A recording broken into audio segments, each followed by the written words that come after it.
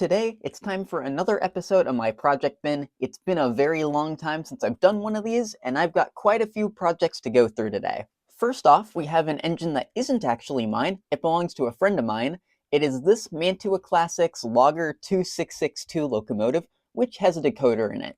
My friend was having some issues getting this locomotive to run and wanted to see if I could figure out what was wrong with it.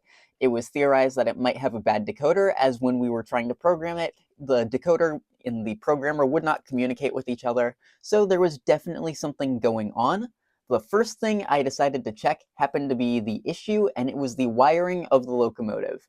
I'm not going to tear this model apart to show you all of it because it's really complicated to actually get into here, but the problem was there was no pickup connected for the right rail or the left rail to the decoder, so obviously the decoder would not be getting any power. So what I did is not the greatest. I did a little bit of temporary work just to see if we could get this thing working again. Right here you can see I actually put just a little pickup on connected to this one red wire that's in here. And then I did the same thing with a little bit of a smaller pickup right down there with the black wire. And that actually seemed to get it working on DC power. With the decoder installed, it would run, the headlights would work, everything would go just fine, and it would actually operate on DC power. The model is still having issues on DCC power, however. It's got some weird stuff going on, so it is likely that this model actually does need a new decoder, which isn't going to be that terrible or difficult to deal with. It's got a 9-pin plug, so we can essentially just plug a new decoder straight into it. But before I return it to my friend, there are a few little things I would like to address. First off, as I just showed you, this connection does not look very good. It's really not in there great, and when you pivot the locomotive side to side, it actually contacts this little piece right underneath the front of the boiler. I think that's an issue. It is likely going to be a cause of derailment, and I want to fix that. When this model is running, which I'll show you it running on DC in a little bit, the front truck seems to bind a little bit. I would assume there's something going on in the gearbox here, so I may need to just tear down this front truck, see if I can get everything sorted out and get this running properly. And I had to install a new tube to connect the front set of drivers to the rear set, and that tube seems to be off by just a little bit, so that will also need some adjustment before this model should be good to go. So when I show you this thing running at the end of the video, it's not going to run perfectly, and I'm still going to do some more work to this, but it probably won't be back on the channel. Next up, I was given some more rolling stock for free by a good friend of mine. These were pieces in his collection that were in pretty rough shape and were all in need of some repairs, and I got almost all the pieces ready to run once again. The first of which is this old Blue Box Pennsylvania Railroad flat car.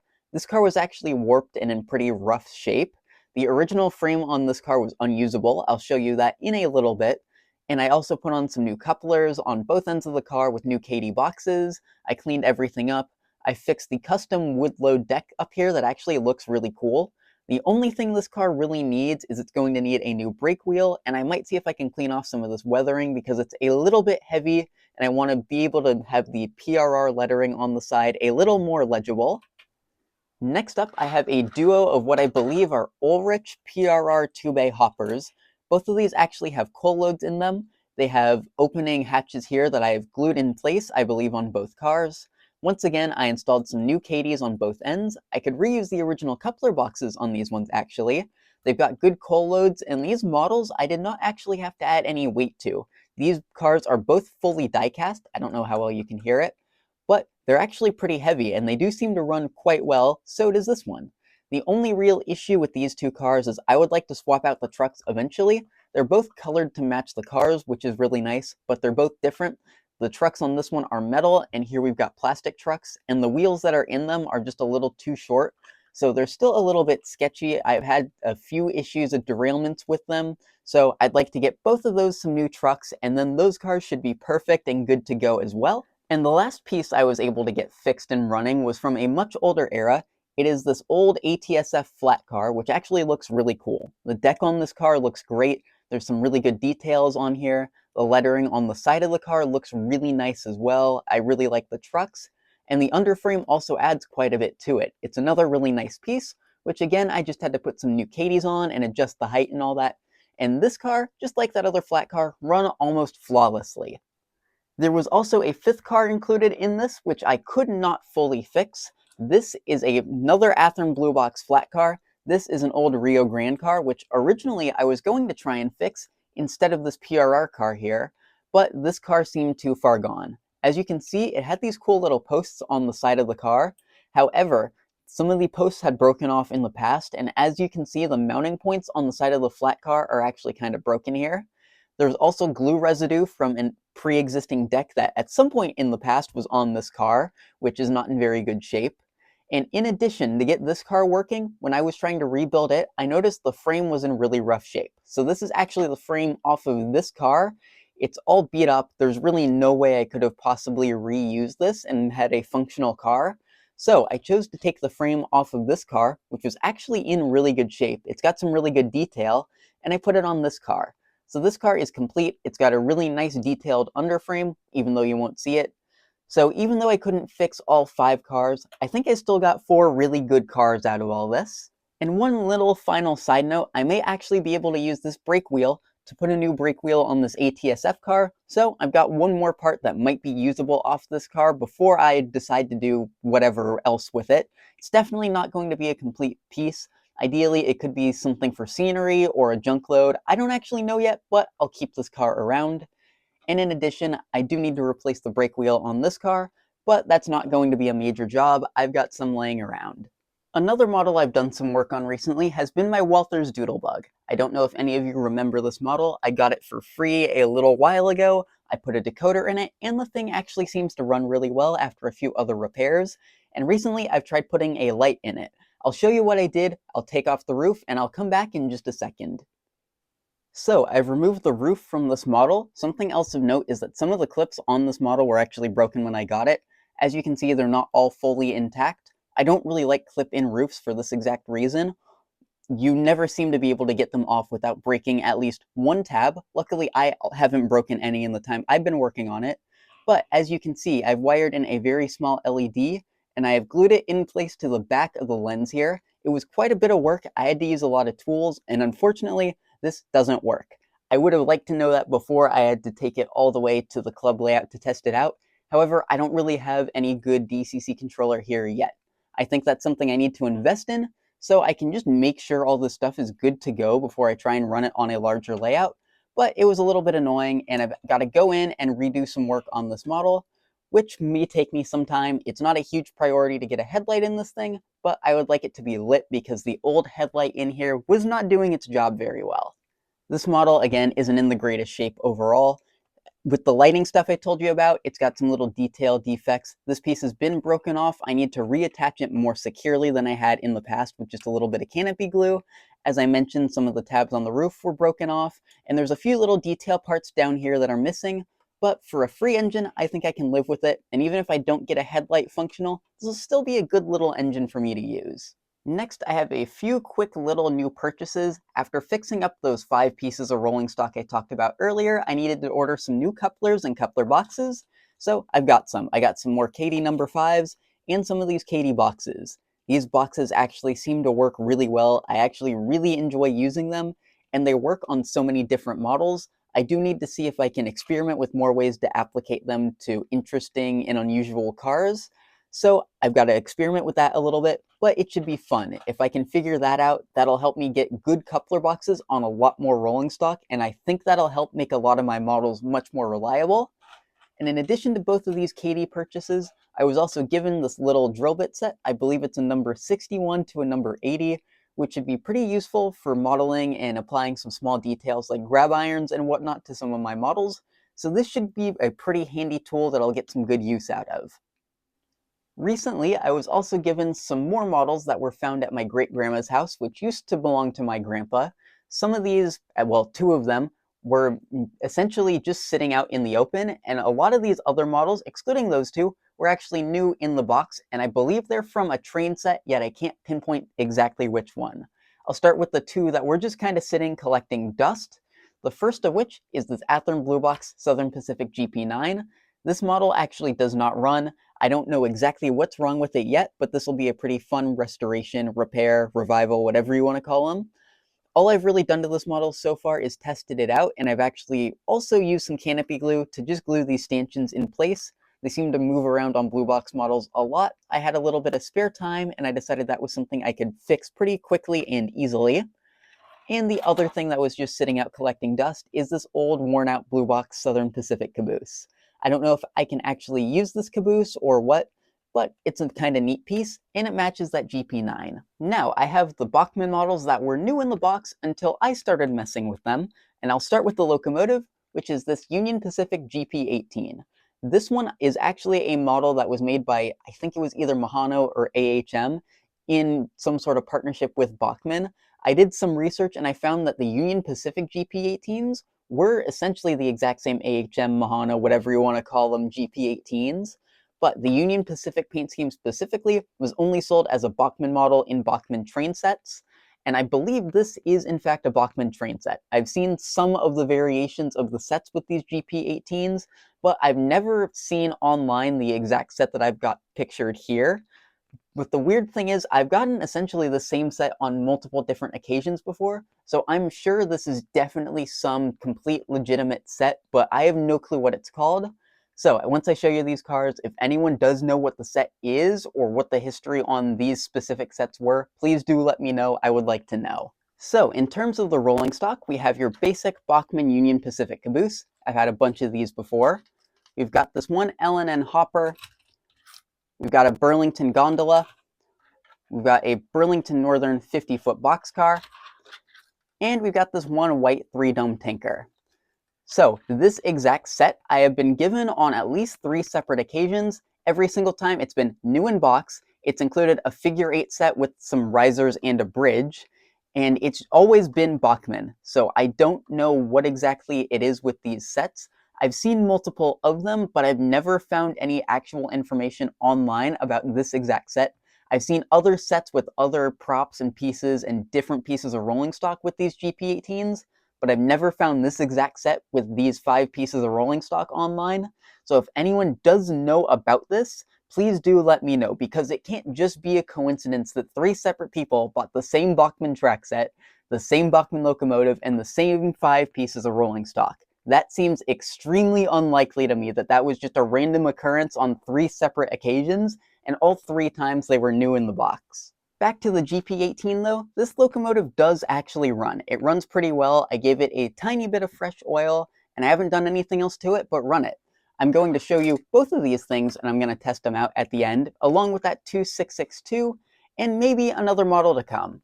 Next up, I just wanted to talk about a video I uploaded recently, and by recently, about a month ago. It's the video where I sent a friend of mine to a train show with 100 of my dollars and asked him to buy some engines to me that were sight unseen, and that actually resulted in some pretty good and interesting projects. And that video did quite well, and I learned a lot from all the comments down below. I wanted to highlight just a few of them. First of all, we had this one Southern Pacific steam engine, which is based off of a PRR locomotive that I had thought was potentially a Bowser. I had also noted the large worm gear on this, and I'd actually learned from that video that this is a Penline.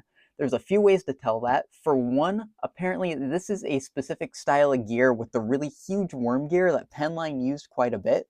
And the other way that I learned to tell that this is a Penline, which is really neat, is you see this little plate right here that would usually be like a builder's plate or something like that. If I zoom way in, hopefully it'll focus. It says PL right there, which stands, as you could probably guess, for Penline. So I thought that was actually really cool to find out. I did really enjoy reading all those comments and learning this sorts of stuff. I also learned that the GG1 could be either a very early Varney or a very late Penline, which is actually pretty cool. I had just assumed it was Penline, but it being Varney would also make sense. I didn't think of that as a possibility.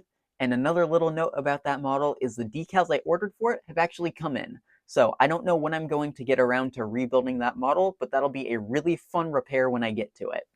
2 other little updates from that video. One has to do with this little Alco switcher. I did actually find the handrails for this unit on eBay. I have not splurged and bought them yet, but it's pretty easy to find them, and I've actually found replacements for the exact road number, which is really nice.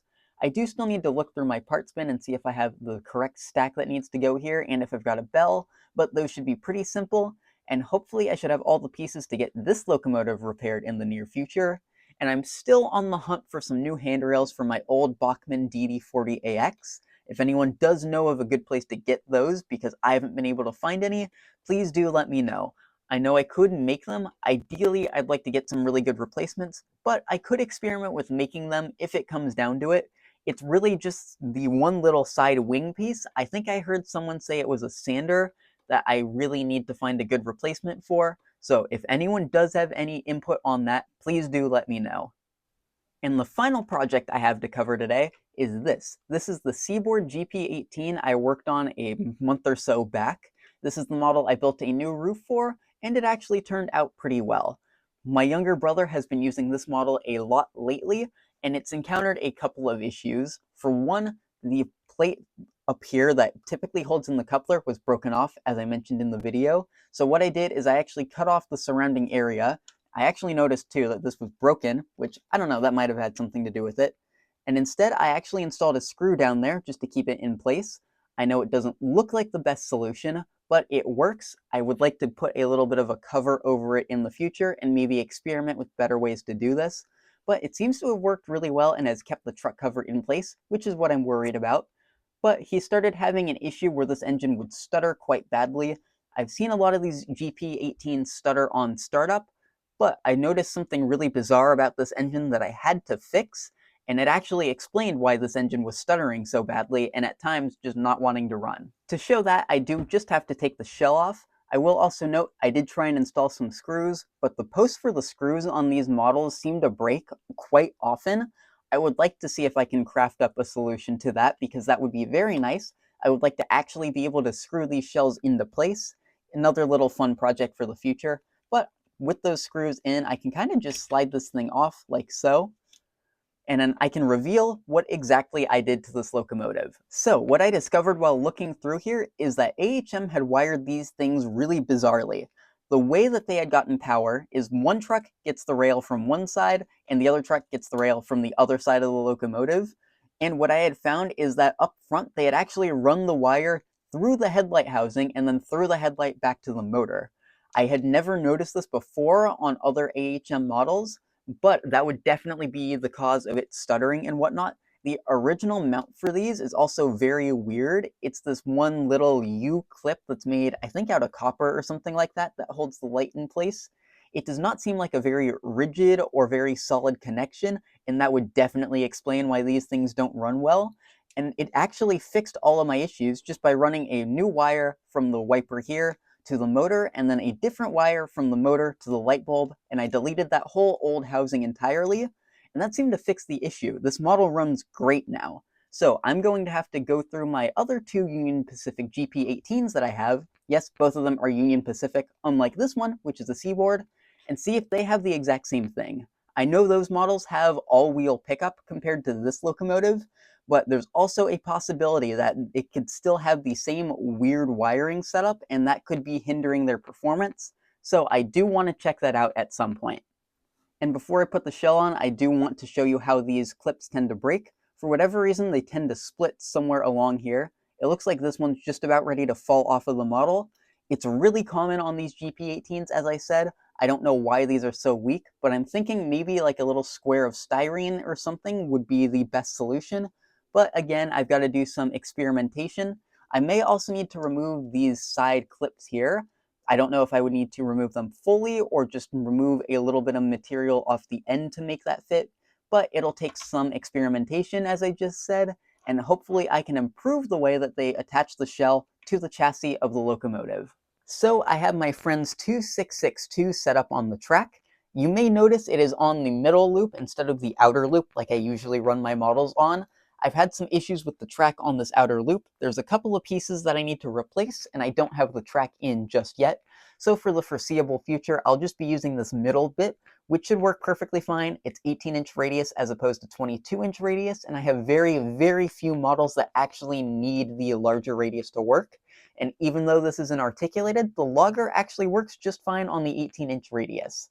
As I mentioned, this front truck does have a few mechanical issues, so it may make some grinding noises and whatnot on startup. I've still got some stuff to adjust, but I will show you that on DC power, after the little bit of wiring work I had to do, this model does in fact start. So I'll give it a little bit of power. I'll bring it back the other way. So as you may have heard, this model needs a little bit of work, but it runs, which is definitely more than it was doing before. Next up, we have the Southern Pacific GP9. I'll give this one some power as well. And I don't know if you can hear that, but the model is seized. So there's very clearly something locking up this locomotive. Again, it'll be a good repair for a future video. Next up to test, we have the Union Pacific GP18, the Bachmann unit. I'll give this one some power. And as you can see, it is a little bit jerky on startup.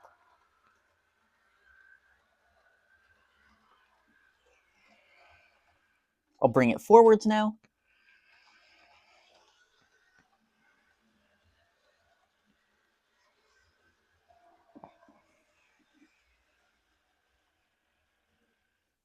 So this one does run, but I would not be surprised if it had the same weird lighting issue as the Seaboard unit. And here's the Seaboard GP18 running around. As you can see, it is running pretty smoothly.